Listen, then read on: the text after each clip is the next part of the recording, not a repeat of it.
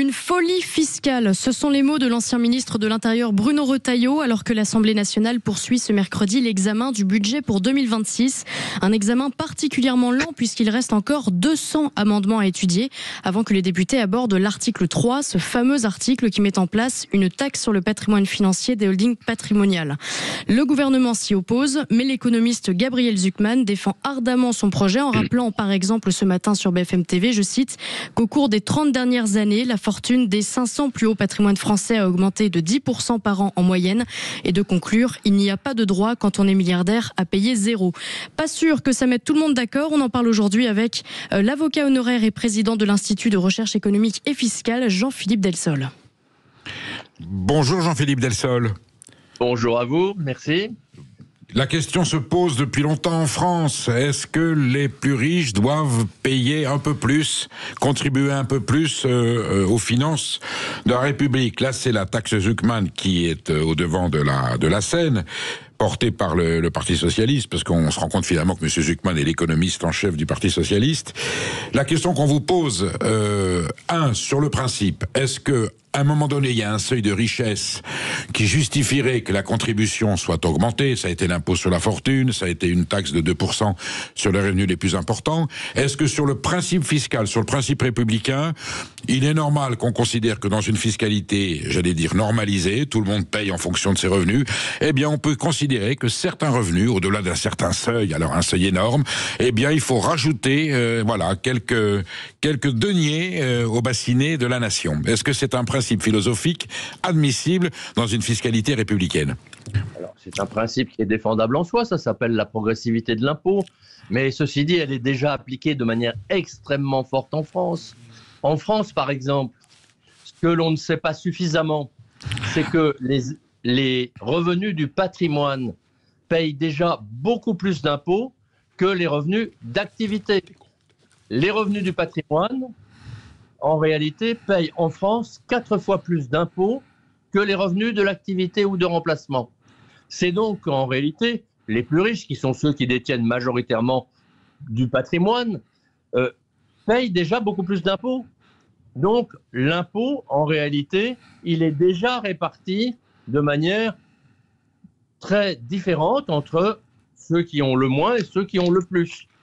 Mais en réalité, ce qui a été ouvert en France, notamment la nuit dernière, mais depuis déjà longtemps, c'est pas un concours Lépine, parce qu'un concours Lépine, ça cherche, ça récompense des innovations, des petits trucs intelligents, même si c'est souvent de manière superficielle ou annexe. Tandis que là, c'est pas un concours Lépine, c'est une chasse aux riches. En réalité, Zucman a gagné, parce que Zucman a introduit l'idée qu'il fallait que les riches payent. Alors, depuis quelques semaines, c'est absolument extraordinaire. C'est la course à celui qui va trouver le meilleur truc pour faire payer encore plus les riches. Et on invente toutes les solutions possibles. Alors, on a déjà augmenté en commission les contraintes de l'État contre les riches. On a une taxe Zucman dont le projet est toujours là, maintenu sous la pression de la gauche. Alors Jean-Philippe Delsol, pardonnez-moi de vous interrompre, on va passer par téléphone parce que on vous reçoit mal. Donc en attendant de retrouver Jean-Philippe Delsol, il est important de rappeler à nos auditeurs que le budget est donc débattu aujourd'hui. Il s'agit du 3e jour de débat si je ne me trompe pas. Il reste 200 amendements avant de passer à l'article 3. Et en fait ce que disent à la fois les parlementaires et les journalistes, les spécialistes, c'est que ça avance très lentement. Ça arrive très lentement parce que, en fait, le but n'est pas tellement, j'allais dire, de trouver une juste position sur la fiscalité française, mais de trouver un accord parlementaire par lequel les députés socialistes pourraient s'engager à ne pas voter la censure.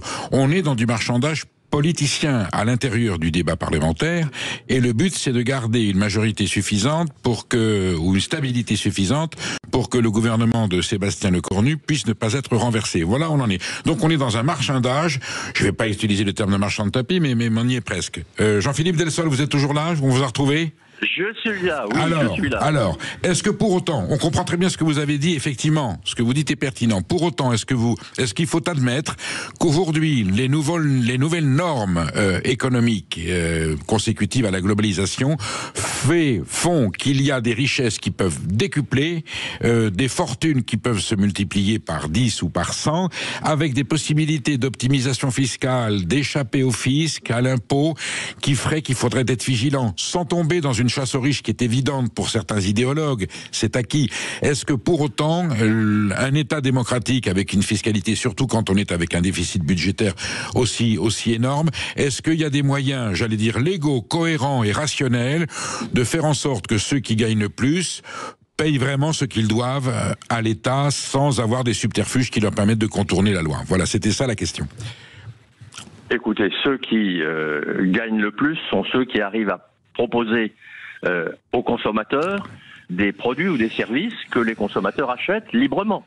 Donc en fait, si ils gagnent leur vie honnêtement en satisfaisant la demande des consommateurs, je ne vois pas pourquoi on pourrait leur reprocher de s'enrichir. Parce qu'ils peuvent optimiser, parce que certains arrivent à optimiser, c'est ça le problème. Alors, ceux qui optimisent, et qu'il y ait une lutte contre, non pas l'optimisation, mais la fraude fiscale. L'optimisation, ça veut dire, et c'est le devoir de chaque entrepreneur. On est d'accord avec le terme fraude.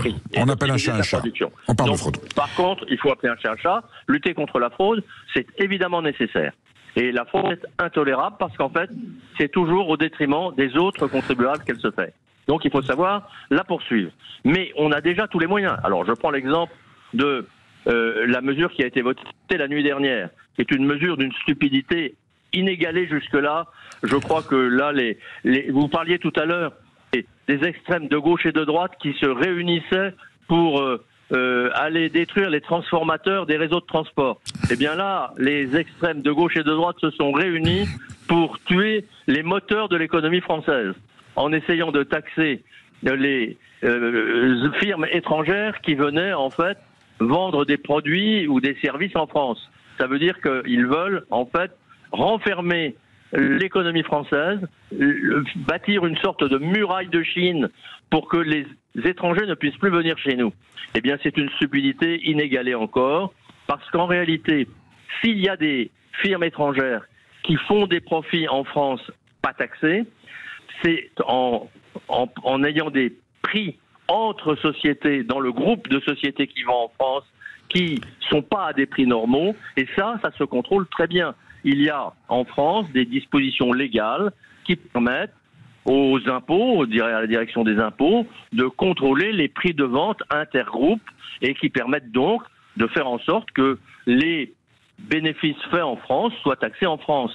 Et donc l'idée qui a été mise au point cette nuit dans un amendement voté sur la proposition du président de la commission des finances, M. Coquerel, LFI, c'est une stupidité rare. Ça voudrait dire, si vous voulez, que, en fait, prenons l'exemple, à l'inverse, d'un producteur français qui aurait à subir cette disposition légale aux États-Unis. Eh bien, ça veut dire que Renault, par exemple, qui fabrique, imaginons, ses véhicules en France, comme elle le fait en grande partie, et qui irait vendre 10% de ses véhicules aux États-Unis, verrait 10% de son chiffre d'affaires réalisé aux États-Unis, et donc paierait 10% de ses impôts aux États-Unis. Ça n'a pas de sens puisque les véhicules seraient produits en France et que seulement la vente serait faite aux États-Unis. Donc les frais de vente ne représentent pas la totalité du profit. Heureusement que Renault pourrait payer en France ses bénéfices sur ses produits, sur sa fabrication. Donc en réalité, cette disposition fiscale est idiote parce que elle fixe de manière arbitraire l'imposition en France des firmes étrangères. Et donc, en réalité, elle va les faire fuir.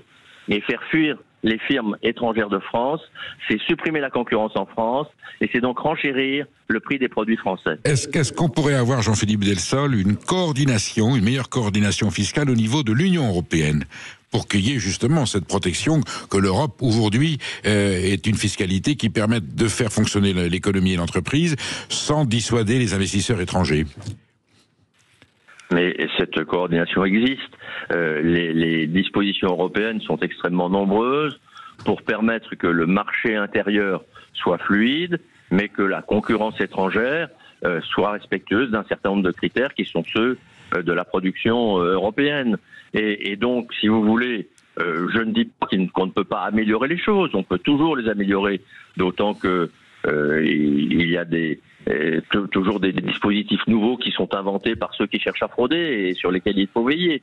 Mais ceci étant, on ne fabrique pas une loi anti-concurrence et anti-fraude dans l'instant d'un amendement au creux de la nuit, alors que, en fait, ce type de disposition pourrait détruire véritablement notre économie. Et là, ce sont des saboteurs qui sont à l'œuvre. Je crois qu'il faut bien le comprendre. Ce sont des gens qui sont en train de détruire notre économie. Et ils croient obtenir ainsi 26 milliards, c'est un chiffre qui a été énoncé, c'est pas sûr que ce soit le bon, mais 26 milliards de ressources nouvelles, en réalité, ils vont appauvrir la France. Merci Jean-Philippe.